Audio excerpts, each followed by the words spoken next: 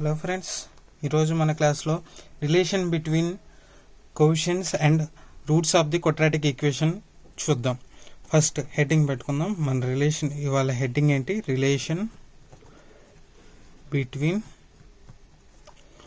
Roots and coefficients of quadratic equation.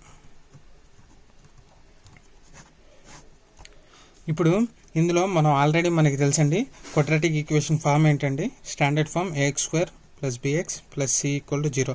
దీంట్లో coefficients ఏంటండి? a, b and constant term c. ఓకేనా?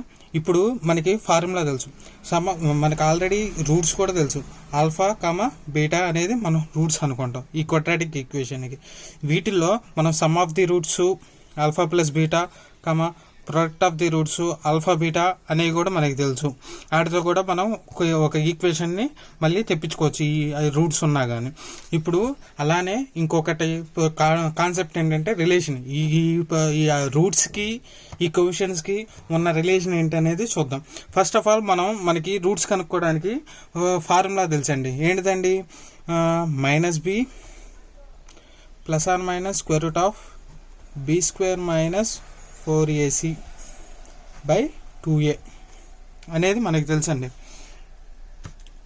తెలుసు కదా? ఇప్పుడు ఇదే ఫార్ములాని ఒకటి ఆల్ఫాకి ఒకటి బీటాకి కదా, ప్లస్ ఆల్ఫా అనుకుంటున్నా ఈక్వల్ టు బీటా వచ్చేసేది -b - b² - 4ac / 2a అనుకుందాం. ఇప్పుడు సమ్ ఆఫ్ ది రూట్స్ చేద్దామండి. ఆల్ఫా ప్లస్ బీటా చేద్దాం. ఇదే ఫార్ములా సబ్స్టిట్యూట్ చేసేద్దాం. అప్పుడేమైంది? -b plus b² - 4ac / 2a plus -b b² - 4ac / 2a. ఇప్పుడు ఎల్సిఎం తెస్తే 2a అండి. -b plus b² - 4ac plus into minus minus b minus into plus minus b² - 4ac. ఇప్పుడు ఏమైందండి? Plus b² - 4ac minus b² అది cancel అయిపోయింది. ఇప్పుడు -2b / 2a 2 cancel అయిపోయింది. -b/a. ఇప్పుడు చూడండి, మనకి alpha plus beta sum of the రూట్స్కి మనకి కోఎఫిషియెంట్స్కి రిలేషన్ వచ్చేసింది. Alpha plus beta equal to -b/a. ఓకేనా? ఇది ఒక రిలేషన్. ఇప్పుడు అలానే ప్రొడక్ట్ ఆఫ్ ది రూట్స్కి కూడా చేద్దాం. ఫస్ట్ దానికన్నా ముందర ఇప్పుడు ఈ -b/a అనేది ఏంటి, ఎక్కడి నుంచి వచ్చింది చూద్దాం ఒకసారి.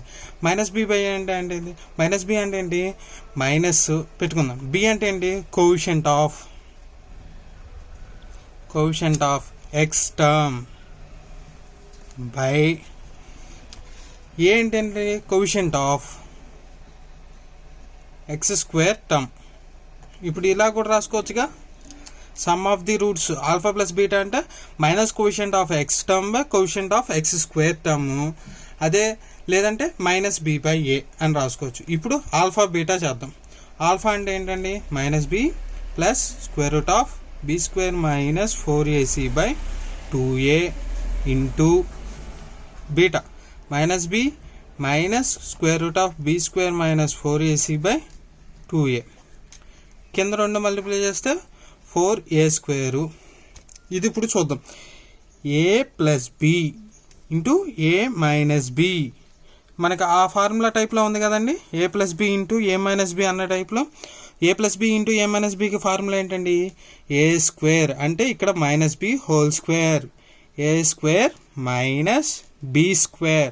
b² అంటే ఏంటండి? ఇక్కడ b² - 4ac హోల్² అన్నారు. ఈ స్క్వేర్ రూట్ క్యాన్సిల్ అయిపోయింది. అప్పుడు -b² ఏంటండి? b² మైనస్ ఇప్పుడు ఏముంది?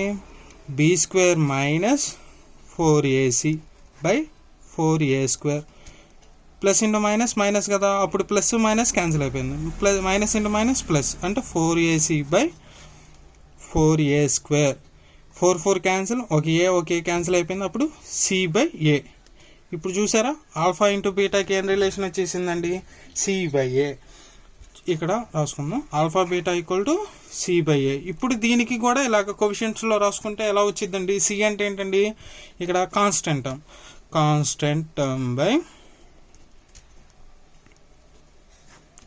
ఏ అంటే ఏంటండి? Coefficient of X square term. Coefficient of X square term. ఇది మనకున్న రెండు రిలేషన్స్ అండి. ఏది? రూట్స్కి కోఎఫిషియెంట్స్కి ఉన్న రిలేషన్ మనకి. ఇప్పుడు వీటి మీద ఒక రెండు సమ్ములు చేద్దామండి. ఇప్పుడు ఎలా చేయాలో చూపిస్తాను.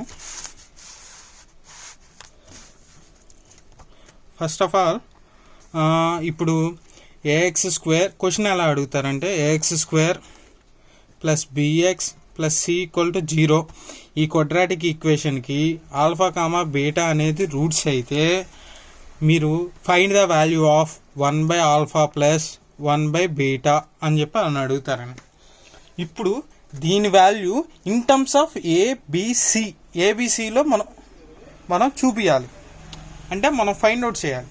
ఎలా కనుక్కుంటాం అనేది ఇప్పుడు చూడండి.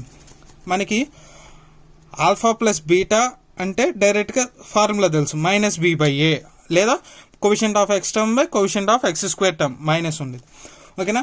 ఆల్ఫా బీటా అంటే మనకి తెలుసు డైరెక్ట్గా సి బై ఏ, లేదా constant term by coefficient of X square term. ఇక్కడ ఏముందండి? 1 ఆల్ఫా ప్లస్ 1 బీటా.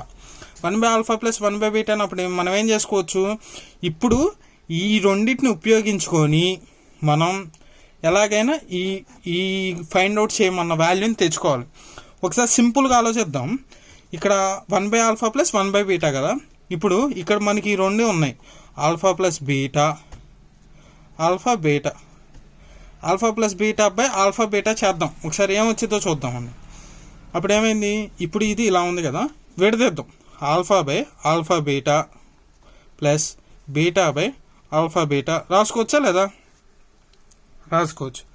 రాసుకుంటే ఏమైంది? ఈ ఆల్ఫా క్యాన్సిల్ అయితే ఈ బీటా క్యాన్సిల్ అయింది. అప్పుడేం మిగిలింది? 1 బీటా ప్లస్ 1 ఆల్ఫా. అంటే ఇదే కదండి. 1 ఆల్ఫా ప్లస్ 1 బీటా అన్న 1 ఆల్ఫా ప్లస్ 1 బీటా అన్న ఒకటే కదా. ఇప్పుడు అంటే మనం ఏం చేసాం? ఇక్కడ sum of the terms by product of the terms చేసాం. మనకి సమ్ ఆఫ్ ది టర్మ్స్ ఏంటండి? ఆల్ఫా బీటా రూట్స్ అయితే quadratic equation x square plus bx plus c equal to 0 అయితే ఏంటిది? Minus b by a by alpha beta ఏంటండి? Alpha beta అంటే product of the terms. Product of the term అంటే c by a. ఇప్పుడు ఈఏ cancel చేసాం అనుకోండి. ఇప్పుడు ఏం మిగిలింది? There four 1 alpha plus 1 beta equal to minus b by c. మనం వాల్యూ కనుక్కున్నామా లేదా? ఇలాగా వాల్యూస్ కనుక్కోవాలి. ఇప్పుడు ఇంకో ఎగ్జాంపుల్ తీసుకుందాం. నెక్స్ట్ ఎగ్జాంపుల్ తీసుకుందాం. Second example alpha power 7 beta power 4 plus alpha power 4 beta power 7 ఇది తీసుకుందాం అనుకోండి. ఇప్పుడు దీన్ని మనం ఎలా సింప్లిఫై చేయాలనేది ఆలోచించాలి ఒకసారి. ఎలా చేస్తే మనకి ప్రొడక్ట్ ఆఫ్ ది టర్మ్స్లోను సమ్ ఆఫ్ ది టర్మ్స్లోనూ వస్తుందనేది చూసుకోవాలి. దెన్ ఇప్పుడు చూడండి, రెండిట్లోనూ ఆల్ఫా పవర్ 4 బీటా పవర్ 4 కామన్గా ఉందండి. చూడండి, ఇప్పుడు alpha power 4 beta power 4 common తీసాను అనుకోండి. ఇక్కడ ఏముండిద్ది? ఆల్ఫా పవర్ 3 ఉండిద్ది. బీటా పవర్ 4 కాబట్టి 1 into alpha power 3 plus alpha power 4 common తీసాను, 1 ఉంది.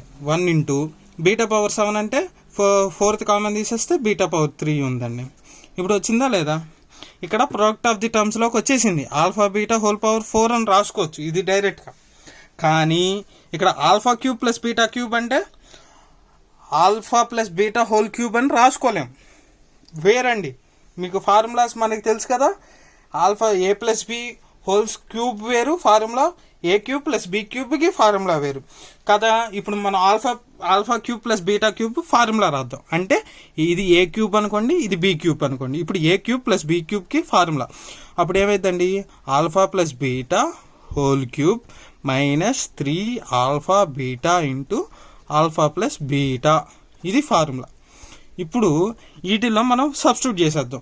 మనకి ఆల్ఫా బీటా అంటే ప్రొడక్ట్ ఆఫ్ ది టర్మ్ అంటే ఏంటండి? C by a formula value into alpha plus beta అంటే సమ్ ఆఫ్ ది టర్మ్స్ అంటే minus b by a whole cube minus 3 into మళ్ళీ product of the terms అంటే మళ్ళీ C by a. ఇప్పుడు మళ్ళీ some of the terms అంటే minus b by a. ఇప్పుడు చూద్దాం. ఇప్పుడు ఇది ఏమైందండి, c/a^4 ఇది అలానే ఉంచేస్తున్నా. ఇక్కడ లోపల సింప్లిఫై చేస్తున్నా. ఇది -b³ అయింది, ⁻³ కదా. ఇప్పుడు మైనస్ ఇంటూ మైనస్ ప్లస్ అయిపోయింది, 3 ఉంది, bc/a². ఓకేనా. నెక్స్ట్ దీన్ని ఇంకా సింప్లిఫై చేద్దాం. c/a^4 ఇప్పుడు ఎల్సిఎం తెస్తున్నా, a⁻³ అయింది. అప్పుడు ఏమైంది, -b³ ప్లస్ 3abc. సింప్లిఫై చేయటమేనండి, నేనేం కొత్త క్యాలిక్యులేషన్స్ ఏం చేయట్లా. మీకు జనరల్ సింప్లిఫికేషన్స్ మనం 8th క్లాస్ 7th క్లాస్ నుంచి నేర్చుకునే క్యాలిక్యులేషన్స్ ఏనండి.